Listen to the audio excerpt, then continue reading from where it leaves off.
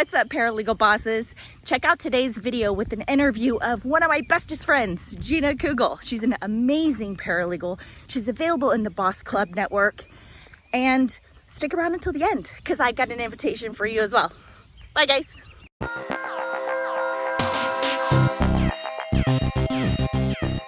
All right.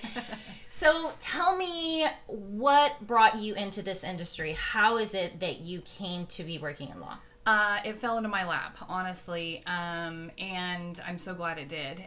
I knew that right out of high school, when I started going to college, that I didn't want to work, in fast food and there's nothing wrong with that, obviously, but I wanted an 8-to-5 type of job at an office. And you wanted a career. I wanted a career while I was going to school, and I was still not sure what I wanted to do in general, so I just happened to land a job at a workers' comp firm as a file clerk, and a couple of days later... Wait a second.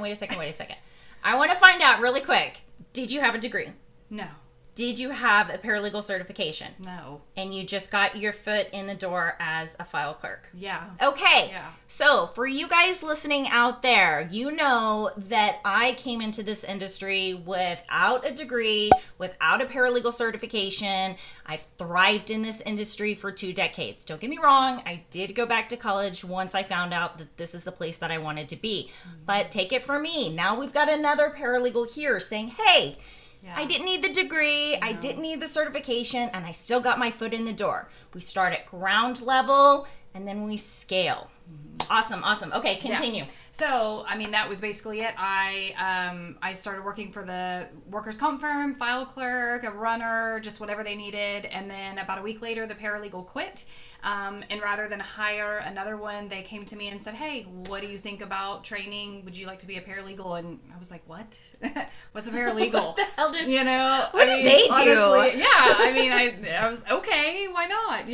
And then, that was, and honestly, I haven't looked back, and I won't tell you how long ago that was, but it's been a while.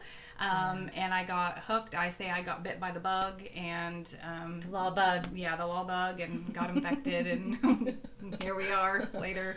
All right. That's so do you think that one of the reasons why they chose not to outsource that and look anywhere else was because, they were comfortable with you and you were comfortable with the environment, so it was just better to train within and rise within? Yeah, I was eager. I went in there, and I always go in big and put my whole heart into everything, and I think once they saw that I was there, I was in it, even whatever they needed to do, and I was like a sponge, and I was young.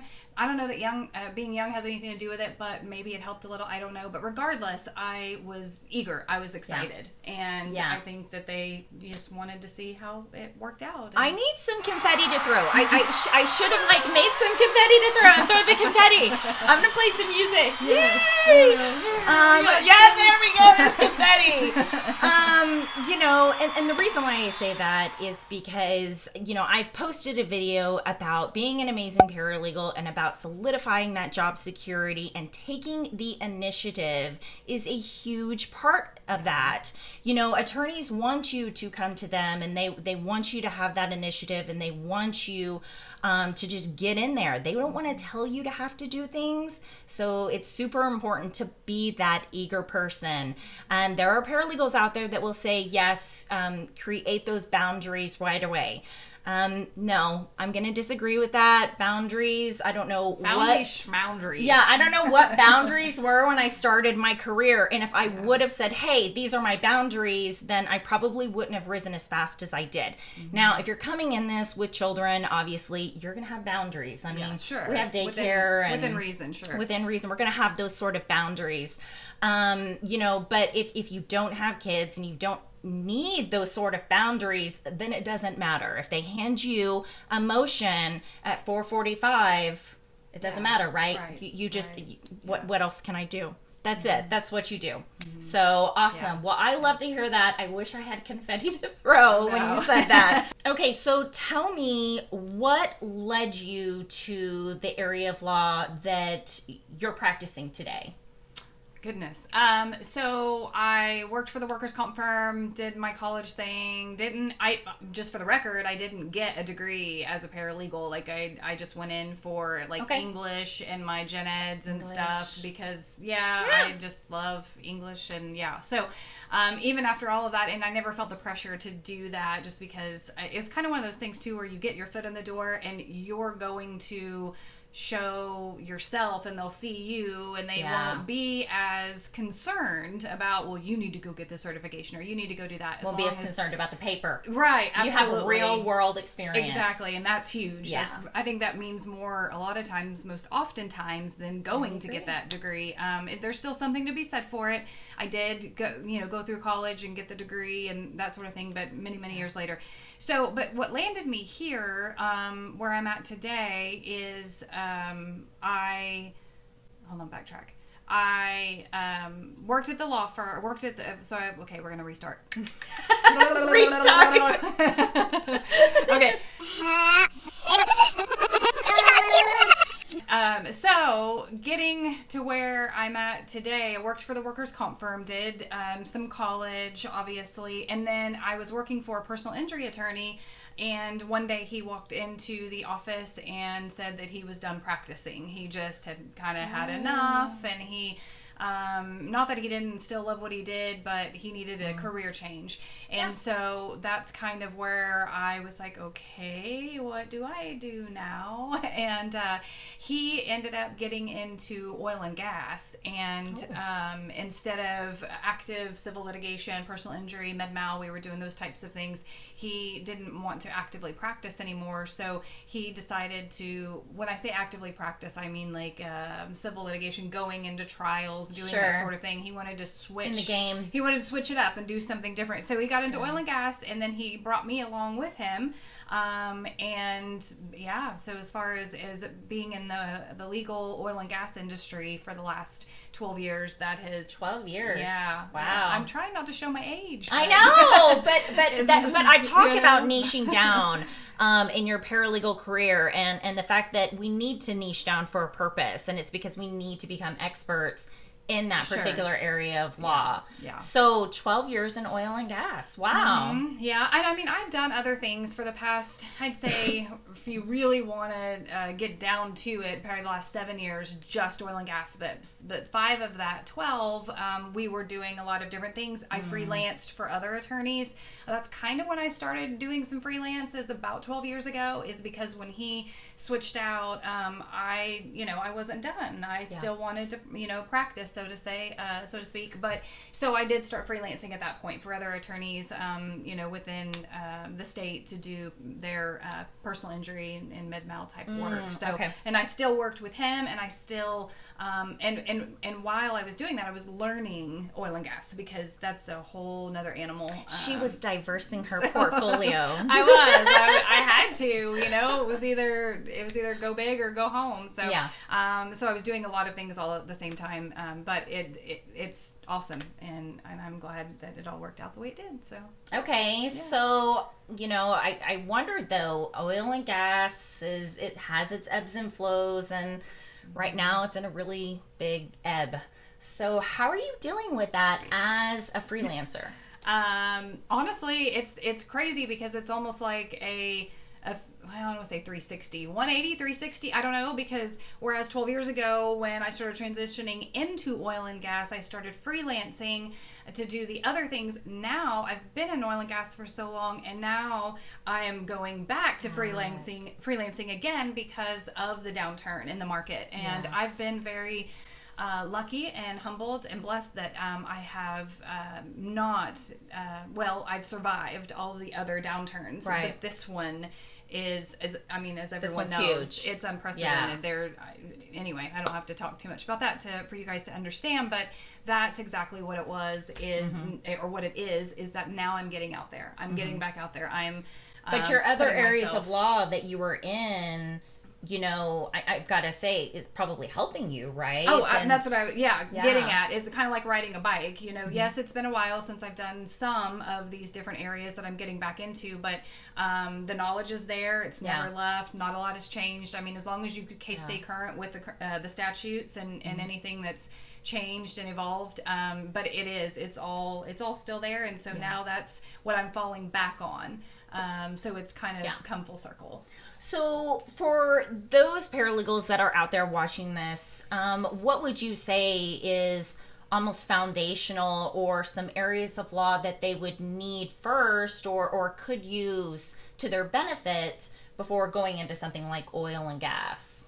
I'd say if you have a background with any sort of real estate, law is good. Also, if you worked for an estate planning attorney, and so you have a knowledge of wills, trusts, any probates, anything, any sort of title transfers, because that is what oil and gas is essentially is transferring the title, figuring out who owns what. Also similar to like buying a house, if you are familiar with abstract companies and title companies. So even if you don't have a smidgen of paralegal experience, a smidge. Yeah,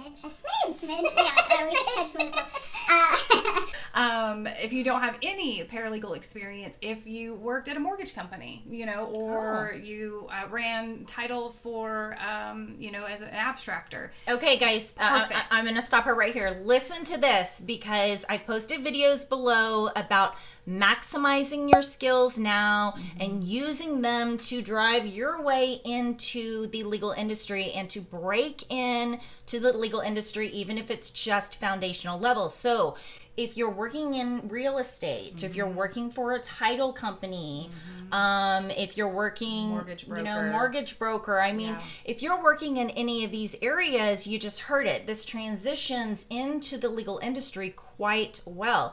So if this is something that you're considering, you're in paralegal school, or you're getting that certification or bachelor's degree, then think about that. If this was your area to begin with, then maybe this is where you need to go. If you're a mortgage broker before you went into school, maybe this is the area that you could migrate to. Now, I understand oil and gas is probably a bad area right now. Best time. Not the best time right now. Who knows where it's going to be in the future? I don't have that crystal ball, but the point is we can take the skills that we have now and use them to maximize our results in the legal industry. Okay, we want to bank on those sort of skills. I have a lot of experience in a lot of different fields because I temped for a lot, and that's another great way. I temped. Through both of my pregnancies, I had some complications, and so there were times when I couldn't hold down a constant, 9-to-5er, and so I went through a temp agency. So I have a little bit of knowledge in family and criminal and personal injury and med mal and workers' comp. I mean, all across the board. And I'm so glad that I got that experience in all of those different areas, because I know what I really like and what I'm passionate about and where my heart's at. Would I do family again? I mean, if I had to, but I won't. Yeah, it's hard. It's rough. It's really rough. Would I do criminal defense again? Absolutely. It was great. I didn't think I would like it, but I love it. You are really in the game on that one, guys. You are in the nitty gritty. Yes. ASAP. Yeah. I did that for 5 years and really, really loved it. And then, there are just other parts of law that I don't know that I would get back into unless I had to. But point being is, if you go to one firm, decide you don't like it, don't necessarily give up, because there are so many areas of law are in totally different countries. I mean, they're just so different. Night and day. But would you say, now I've posted before, guys, about working for temp agency and staffing firms and how it's a great way to get out there, get exposed to different areas of law, and get networked.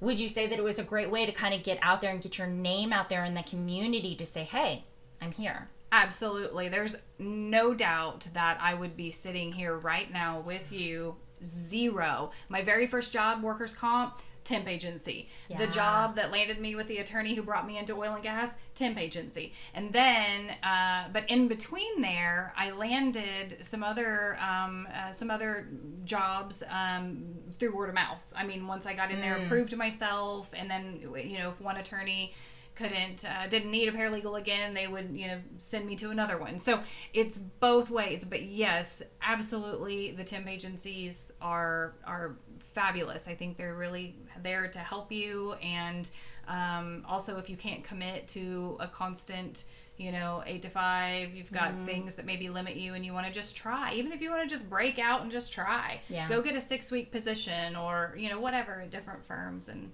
see what you like, because they're all very different. They're all different. I mean, we're not, I said this before, we're not cookie cutter firms. We don't have cookie cutter cases, and every single law firm is different. Yeah. It just, there's no way, there's no handbook. No. Nothing that exists that say this is the way you navigate a law firm, because they're all different. Yeah. And so I do find that it's difficult with the paralegal education part of it, for them to kind of teach what they really need in the real world experience. I suppose that's why interning is so darn important. But it's got to be that real world experience. I have done the certification programs, and I can tell you that, I mean, they're definitely informative, and they're very good, especially if you are just coming into into the industry. They're helpful, I will say that. She just reread the NALA book, and so I guess it is a bit helpful, but it doesn't really transition all that well into real world. No, it really doesn't. It really doesn't, because everybody is so different. Every attorney is so different. I definitely see the pros and even the cons sometimes, because if you go get that certification or go get that degree, you could think it's going to be one way when you get into it, and it's completely so different. So so I don't know. I'm not an advocate for those programs, but I'm not a huge advocate for those programs. I totally understand. I completely get that. I understand that. Simple. So you were a freelancer before this pandemic happened. All right. Now I know that oil and gas was kind of, on the downturn right before this pandemic happened. It was almost like this perfect storm for that industry. It seriously was. But for a lot of us who were already working from home, we didn't have to skip a beat. It was just like a Tuesday, But we didn't have to skip a beat because we were already doing it. Right. But as freelancer, let's talk about the discipline required to be a freelancer. That's a big one. If you are not disciplined, probably should go find something else to do. I mean, you do. You have to be disciplined. Yeah. You have to have a routine. Right. Yeah. I mean, you basically just treat it like any other day. Get up, get the kids situated, off to school, whatever. It helps me to get myself ready, even doing my hair, even getting dressed, and treat makes it like you feel more productive. And almost. It does, and it makes you feel better, and so you just have to treat like a normal work day and have your office. You take lunch breaks too. Yes.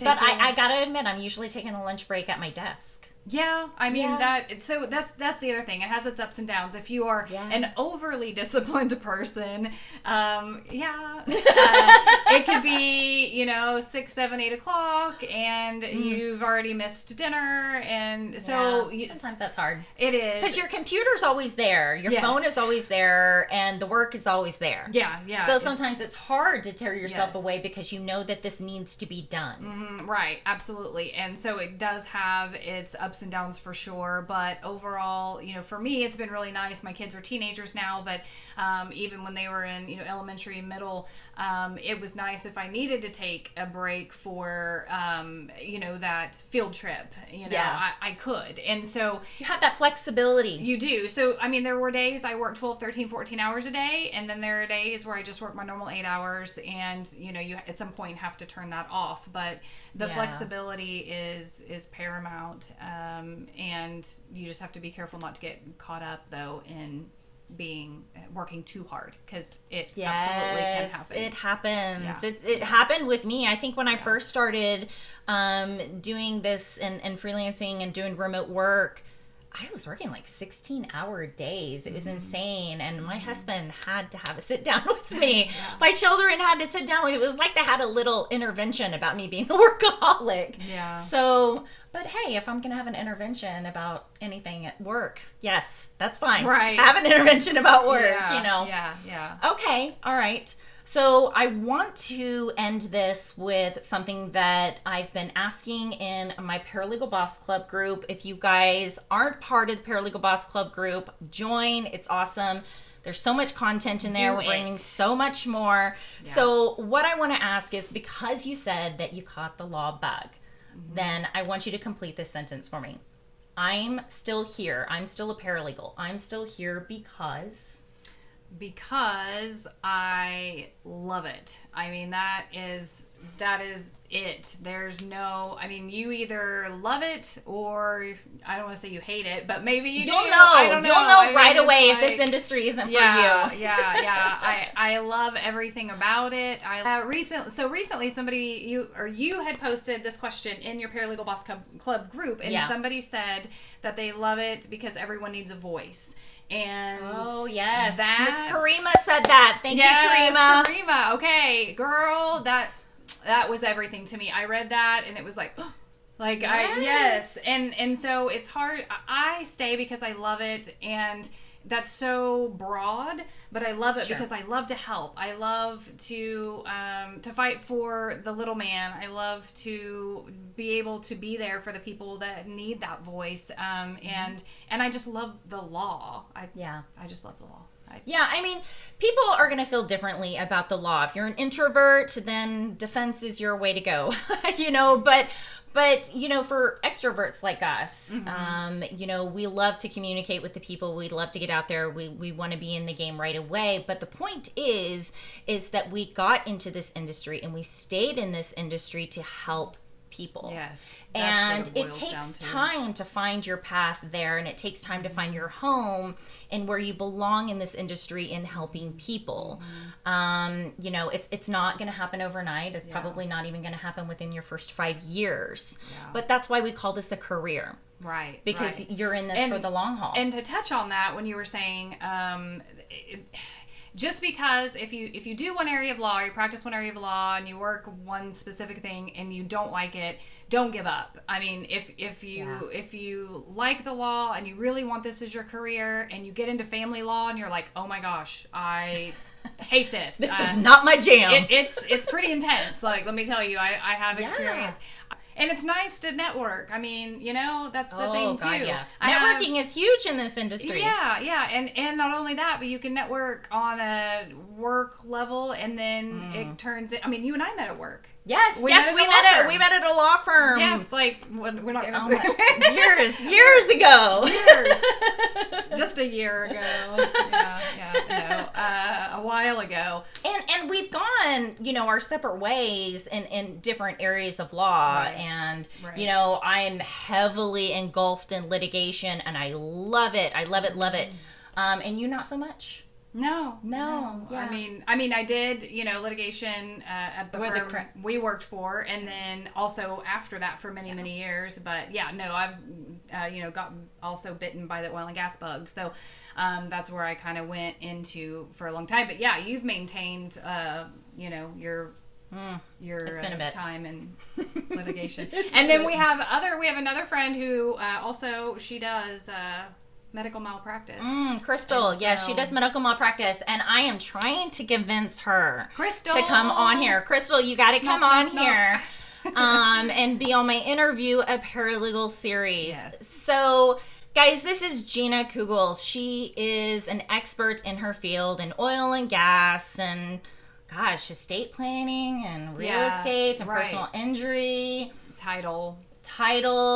Criminal defense. You spent, a good amount of years in criminal defense. So She is also in my Paralegal Boss Club group. So if you have any questions about this particular area of law, then you can ask Gina Coogle here. I will post in the description box below all of the videos that I discussed today.